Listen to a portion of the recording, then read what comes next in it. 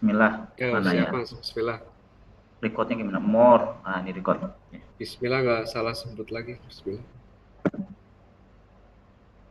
Recording in progress. Assalamualaikum warahmatullahi wabarakatuh. Kami dari kelompok pertama Bisnis Big Data yang terdiri dari saya Adi Anuraga, yang kedua Galih Sukmas Jati, yang ketiga Mas Muzamil Agus Fahri, yang ketiga Riko Pratama. Isi mempresentasikan mengenai prediksi dan analisis bisnis big data, studi kasus e-government data percayaan nasional tahun 2018 sampai dengan 2025. Oke, lanjut.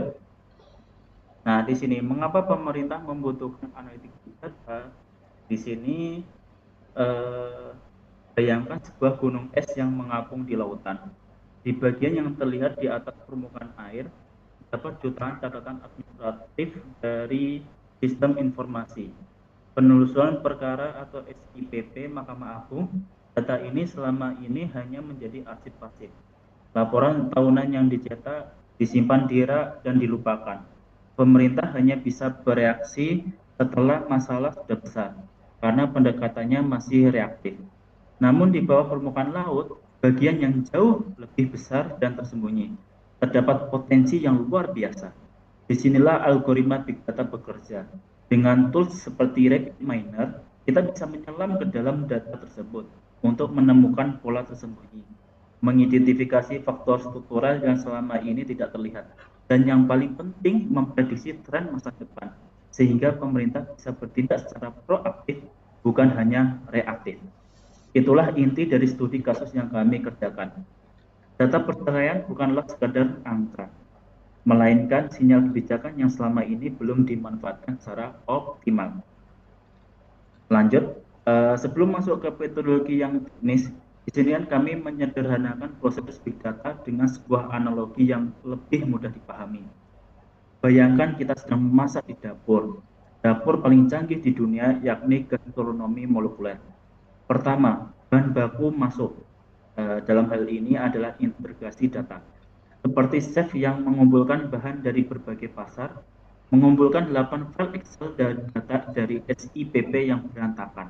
Berbeda format, berbeda struktur, kolom, berbeda tahun, semua harus dikumpulkan terlebih dahulu sebelum diolah.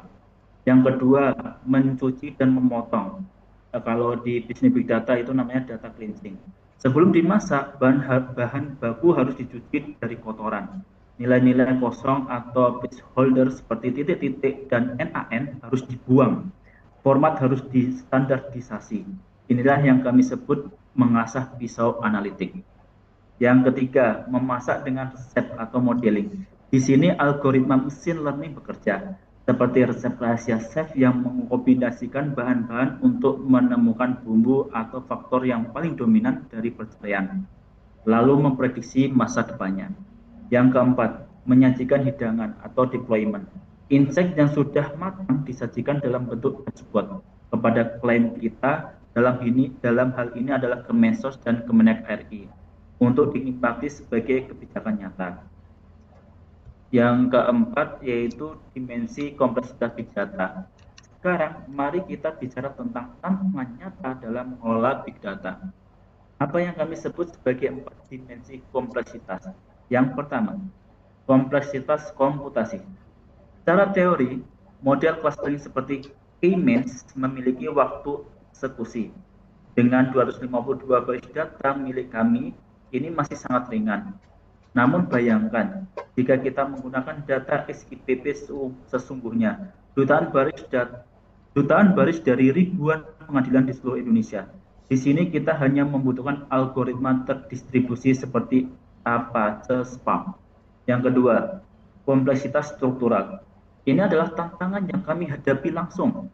8 dokumen, Excel tahunan yang memiliki urutan kolom yang berbeda, sheet 2024 sampai dengan 2025 memiliki 15 kolom, sementara 2018 hingga 2023 hanya memiliki 16 kolom.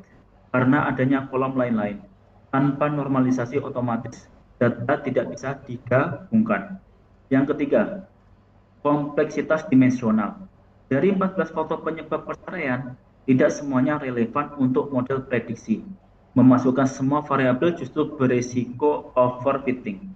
Oleh karena itu, kami menyeleksi 6 faktor yang paling dominan secara statistik melalui analisis korelasi. Yang keempat, kompleksitas interpretasi. Inilah tantangan yang paling manusiawi. Bagaimana menerjemahkan angka teknis seperti R kuadrat sama dengan 0,9996 atau silhouette score yang sama dengan 0,58 ke dalam bahasa yang dimengerti oleh Menteri Sosial atau Kepala Dinas. Inilah fungsi visualisasi dan narasi kebijakan. Untuk selanjutnya akan diterangkan oleh saudara kami yaitu Mas Muzamil. Waktu dan tempat kami persilahkan. Oke, baik, terima kasih Mas Adi atas waktunya. Berikutnya yaitu metodologi CRISDM Peta Jalan Analitik. Seluruh pekerjaan kami dibangun di atas fondasi metodologi yang telah teruji secara industri global. CRISDM atau Cross Industry Standard Process for Data Mining. CRISDM adalah peta jalan yang terdiri dari 6 fase saling berkaitan, seperti yang Bapak dan Ibu lihat pada diagram lingkar di slide ini. Dan yang paling penting, ini bukan proses garis lurus yang kaku. CRISDM bersifat iteratif, seperti roda yang terus berputar. Hasil dari setiap fase bisa membawa kita kembali ke fase sebelumnya untuk penyempurnaan. Dalam studi kasus kami, siklus ini terjadi secara nyata saat kami berada di fase data understanding, eksplorasi 252 baris panel data. Kami menemukan bahwa sheet 2024 dan 2025 memiliki struktur kolom yang berbeda. Penemuan ini memaksa kami kembali ke fase data preparation untuk memperbaiki struktur data sebelum bisa melanjutkan ke modeling. Keenam fase tersebut adalah business understanding, yaitu memahami permasalahan bisnis dan menentukan target yang ingin dicapai. Yang kedua, data understanding, yaitu memahami dan mengeksplorasi data yang tersedia. Yang ketiga, data preparation, yaitu mempersiapkan data agar bisa dianalisis. Keempat, modeling, membangun model menggunakan beberapa metode. Yang kelima, evaluasi, yaitu mengevaluasi seberapa baik model yang telah dibuat. Dan yang terakhir adalah deployment, yaitu menyajikan hasil analisis dalam bentuk yang dapat digunakan oleh pembuat kebijakan. Oke, berikutnya untuk fase pertama yaitu business understanding.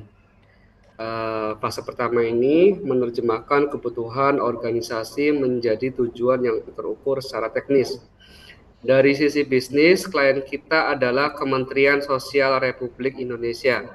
Kebutuhan mereka sangat konkret, mengalokasikan dana dan program ketahanan keluarga tahun 2026 secara tepat sasaran, bukan berdasarkan asumsi atau intuisi, melainkan berdasarkan data. Kriteria kesuksesan bisnisnya adalah menemukan minimal 3 provinsi prioritas tinggi yang memerlukan intervensi dini. Dari sisi teknis data mining, tujuannya diterjemahkan menjadi 2 hal. Pertama, mengidentifikasi faktor dominan, variabel mana yang paling berpengaruh terhadap jumlah perceraian. Kedua, membangun model proyeksi seberapa banyak kasus yang akan terjadi per provinsi pada tahun 2026. Target metrik teknis kami sangat ambisius. Model prediktif harus memiliki akurasi R kuadrat lebih dari 0,95. Spoiler alert, kami berhasil melampaui target ini dengan R kuadrat sebesar 0,9996. Namun ada catatan penting mengenai hal ini yang akan kami sampaikan di fase evaluation yang akan disampaikan oleh saudara kami, Mas Rico Pratama. Pada Mas Rico dipersilakan. Terima kasih Mas Muzamil. Ya, selanjutnya fase kedua, yang dimana fase kedua ini adalah data understanding. Momen dimana kita pertama kali membuka kotak dan melihat apa yang sesungguhnya ada di dalam data. Dataset akhir yang kami hasilkan adalah sebuah tabel panel longitudinal berisi 220 252 baris observasi yang dilengkapi dengan 14 variabel faktor penyebab perceraian. Temuan pertama yaitu ketimpangan ekstrim. Seperti yang ditunjukkan di histogram di slide, distribusi data sangat miring ke kanan. Provinsi padat seperti Jawa Barat mencatatkan maksimum 98.903 kasus dalam satu tahun, sementara provinsi kecil hanya 225 kasus. Standar deviasi yang jauh lebih besar dari rata-rata mengkonfirmasi ketimpangan yang sangat signifikan ini. Artinya, kebijakan nasional yang seragam tidak akan efektif. Temuan kedua itu anomali signifikan pada tahun 2020. Bisa diperhatikan pada grafik tren di sisi kanan, ada jurang yang sangat dalam pada tahun 2020.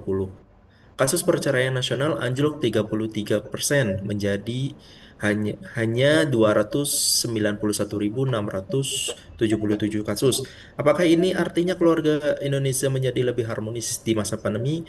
Tentu tidak. Ini adalah efek dari pembatasan fisik layanan pengadilan selama COVID-19.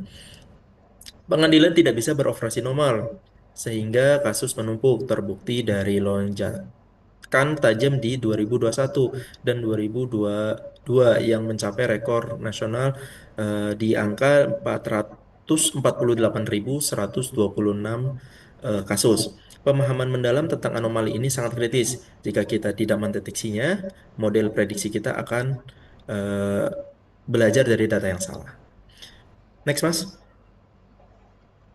Selanjutnya fase 3. Di fase 3 ini adalah data preparation, yang dimana fase ini mengonsumsi sekitar 60 hingga 70% waktu total proyek data mining manapun. Kami menerapkan 3 filter besar secara berurutan seperti yang terlihat pada ilustrasi pipa di slide. Yang pertama adalah filter 1 itu integrasi, di mana menggabungkan 8 sheet Excel dengan struktur berbeda menjadi satu tabel longitudinal yang konsisten. Tantangan utama yang kami hadapi adalah perbedaan jumlah kolom antar tahun. Sheet 2024 dan 2025 memiliki 15 kolom karena tidak memiliki kolom lain-lain, sementara 2018 sampai 2023 memiliki 16 kolom. Solusinya, kami membuat file baru bernama data percayaan unfill, di mana seluruh 8 sheet diseragamkan menjadi 8 kolom yang identik. Yang kedua, filter kedua, pembersihan, mengganti nilai placeholder seperti titik-titik dan missing value atau none menjadi angka 0, serta membuang baris non-provinsi seperti baris Indonesia total ya, dan baris catatan kaki. Yang terakhir filter ketiga, di mana itu adalah seleksi dimensi. Dari 14 variabel faktor, kami mereduksi menjadi 6 faktor dominan berdasarkan signifikansi korelasi statistik. Ini untuk mencegah overfitting pada model prediksi. Terus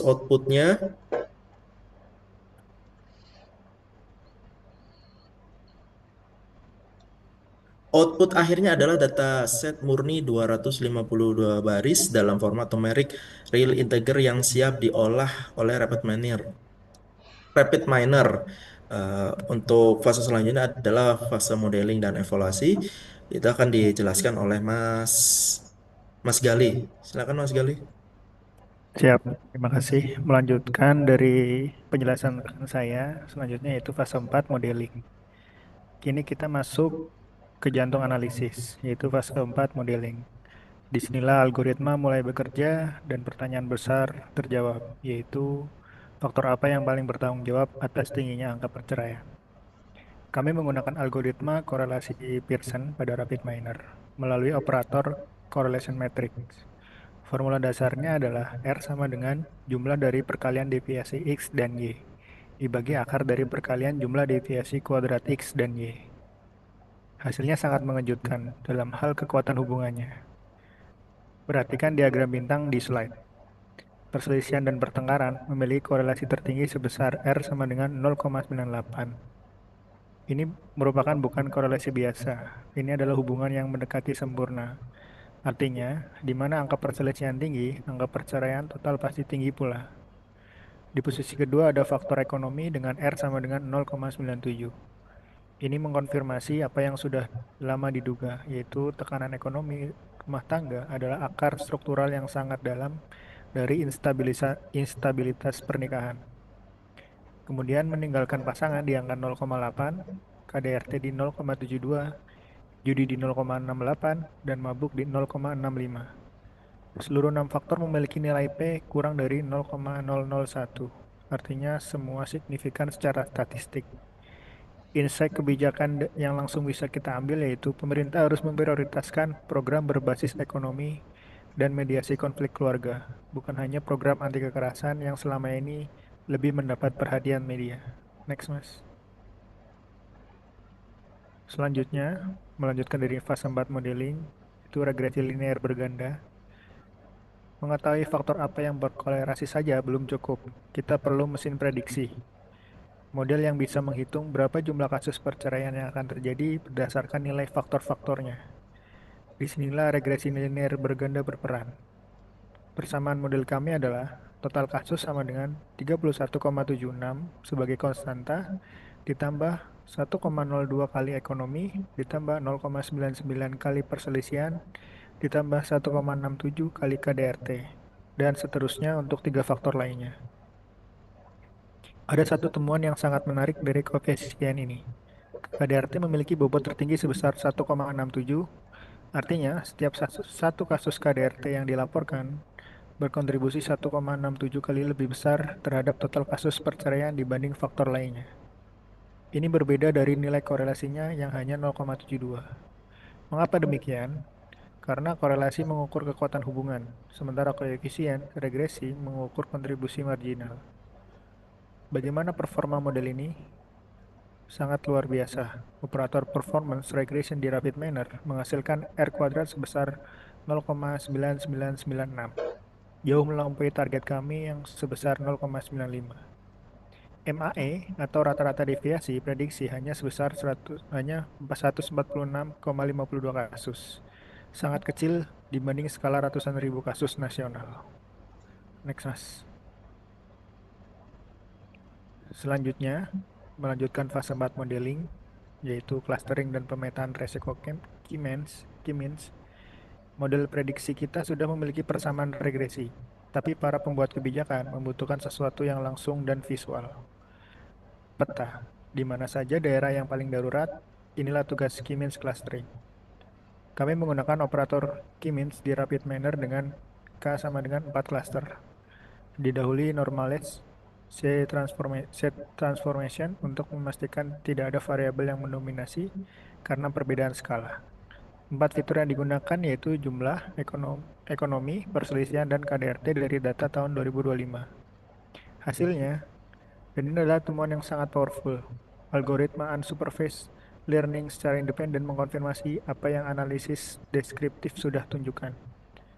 Zona merah tua, yang artinya sangat tinggi, yaitu di Jawa Timur dengan rata-rata 83.208 kasus. Memerlukan intervensi darurat dan alokasi anggaran terbesar. Kemudian zona merah yang artinya tinggi, yaitu Jawa Barat dan Jawa Tengah dengan rata-rata 83.202 kasus. 3 provinsi Jawa ini bersama menyumbang lebih dari 56% kasus nasional. Selanjutnya zona kuning yang artinya sedang, yaitu 6 provinsi termasuk Sumatera Utara, DKI Jakarta, dan Banten dengan rata-rata 15.052 kasus yang perlu pemantauan intensif. Selanjutnya zona hijau yang artinya rendah, yaitu 25 provinsi luar Jawa lainnya dengan rata-rata 3.930 kasus. Untuk zona ini, program yang diperlukan yaitu program reguler yang cukup untuk saat ini. Kualitas klasterisasi diukur dengan siluet score sebesar 0,5765 untuk K sama dengan 4. Nilai yang mengindikasikan pemisahan klaster yang valid dan dapat dipercaya untuk pengambilan keputusan. Selanjutnya dapur mesin akan dijelaskan oleh rekan saya, Mas Nafis. Baik, selanjutnya yaitu dapur mesin, yaitu arsitektur workflow rapid miner. Seluruh proses yang kami ceritakan tadi, dari membaca data Excel hingga menghasilkan model regresi dan clustering, semuanya divisualisasikan dalam satu alur kerja otomatis di rapid miner. Di sebelah kiri terdapat blok data ingestion, yaitu 8 operator read Excel yang masing-masing membaca 1 tahun. Kemudian digabungkan oleh operator append menjadi satu tabel terpadu. Di blok tengah terdapat cleaning, yaitu operator filter membuang garis non-provinsi, kemudian mereplace missing values dan mengubah semua nilai kosong menjadi 0. Di sebelah kanan atas terdapat block exploration, yaitu correlation mix yang matrix yang menghasilkan heatmap, polarasi, dan menghasilkan statistik deskriptif lengkap. Di sebelah kanan bawah terdapat block prediction, yaitu speed data 80-20 yang membagi data, linear regression yang melatih model, apply model yang menerapkannya ke data uji, dan performance yang mengukur akurasi. Keindahan pipeline ini yaitu dapat dieksekusi secara ulang dan instan setiap tahun ketika data SIPP baru tersedia, tanpa perlu membangun ulang dari nol. Next. Yang selanjutnya yaitu ada fase 5, yaitu evaluation atau uji realitas dan pembelajaran. Di fase kelima ini adalah evaluation, yaitu kami menilai model secara jujur berdasarkan kriteria sukses yang sudah ditetapkan di business understanding. Untuk keberhasilan yang kami capai, model regresi faktor berhasil dengan sangat superior, yaitu yang seperti dijelaskan tadi, R kuadrat sama dengan 0,9996, jauh melampaui target yaitu 0,95. Prediksi tren tingkat provinsi spesifik juga bekerja dengan baik. Seperti pada Provinsi Lampung misalnya, mencapai R kuadrat di 0,726 karena pola lokalnya konsisten sepanjang 8 tahun. Untuk keterbatasan yang kami temukan, yaitu model prediksi tren waktu nasional gagal, R2-nya hanya 0,07. Ini bukan kegagalan metodologi, melainkan pembelajaran penting. Perilaku sosial di skala nasional sangat kompleks dan tidak bersifat linear terhadap waktu semata. Faktor lain seperti pandemi, kebijakan, pengadilan, dan kondisi makroekonomi, semua itu mempengaruhi angka secara non-linear dan tidak bisa ditangkap hanya oleh variabel tahun. Untuk iterasi CRIPS DM berikutnya, algoritma membutuhkan integrasi data eksternal dari BPJS seperti tingkat inflasi dan pengangguran tahunan sebagai variabel regresor baru. Ini adalah pekerjaan rumah yang sudah teridentifikasi dengan jelas. Next. Untuk fase selanjutnya, fase 6 yaitu deployment. Untuk fase terakhir ini adalah bagaimana hasil analitik yang ada di layar komputer kita bisa benar-benar mengubah kebijakan nyata di lapangan. Yang pertama, yaitu dashboard eksekutif. Hasil modelnya diekspor ke dashboard interaktif berbasis Power BI atau Rapid Manner Web Development. Dashboard ini memberikan peringatan dini atau early warning kepada pimpinan kementerian, seperti kapan dan di mana lonjakan perceraian akan terjadi. Yang kedua, yaitu otomasi pipeline. Proses Rapid Manner dijadwalkan secara otomatis setiap kali Mahkamah Agung merilis laporan SIPP tahunan yang baru. Pipeline langsung berjalan, memperbarui prediksi, dan mengirimkan laporan terkini kepada pemangku kepentingan. Yang ketiga, yaitu integrasi API, yaitu model prediksi dapat ditanam sebagai REST API langsung ke dalam sistem informasi internal pemerintah, SIPPN atau sistem Kemensos, sehingga dapat diakses secara real-time oleh berbagai unit kerja. Next. Selanjutnya yaitu sintesis, yaitu matriks nilai tambah pemangku kepentingan. Untuk Kemensos RI mendapatkan dasar ilmiah untuk mengalokasikan anggaran program ketahanan keluarga 2026 secara presisi, berbasis klasterisasi 3 provinsi prioritas utama, bukan asumsi atau lobby politik. Untuk Kemenak RI dapat menyesuaikan materi dan intensitas bimbingan perkawinan difokuskan pada mitigasi tekanan ekonomi, bukan hanya aspek agama dan moral semata. Untuk Pengadilan Agama, dapat melakukan manajemen kapasitas mediator secara proaktif untuk merencanakan penambahan mediator di daerah yang diprediksi akan mengalami lonjakan kasus. Untuk peneliti, akademisi, dan masyarakat, yaitu mendapatkan model dan metodologi yang dapat direplikasi untuk penelitian ketahanan keluarga lanjutan. Transparansi data e-government juga mendorong akuntabilitas dan kepercayaan publik terhadap efisiensi lembaga peradilan. Untuk selanjutnya, yaitu kesimpulan dan rekomendasi pengembangan. Untuk bagian terakhir ini, terdapat 2 kesimpulan utama yang kami dapat dari studi ini. Yang pertama, itu metodologi CRISP-DM dan tools RapidMiner terbukti efektif dan dapat diandalkan untuk memetakan dataset e-government yang kompleks, penuh inkonsistensi dan berlapis-lapis seperti data SIPP Mahkamah Agung.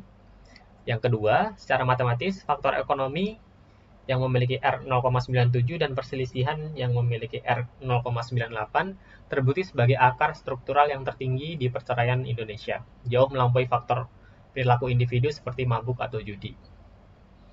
Selanjutnya yaitu 3 rekomendasi strategis untuk pengembangan ke depan. Yang pertama, integrasikan pipeline ini dengan Open Data BPS, khususnya data inflasi dan tingkat pengangguran, untuk memperbaiki akurasi model prediksi tren nasional yang saat ini masih lemah. Yang kedua, yaitu dorong Mahkamah Agung untuk membuka data di level kabupaten atau kota sehingga peta risiko dapat dibuat secara hyperlokal dan intervensi jauh lebih presisi. Yang ketiga, yaitu wujudkan otomasi penuh. Transformasikan sistem ini dari analitik deskriptif historis menjadi sistem peringatan dini yang sepenuhnya mandiri dan berjalan tanpa intervensi manual. Sekian, terima kasih atas perhatian Bapak. Demikian presentasi yang dapat kami sampaikan. Atas nama seluruh kelompok 1, kami mengucapkan terima kasih sebesar-besarnya atas perhatian Bapak dan mohon arahannya. Terima kasih. Wassalamualaikum warahmatullahi wabarakatuh. Waalaikumsalam warahmatullahi wabarakatuh. Waalaikumsalam warahmatullahi wabarakatuh. Stop.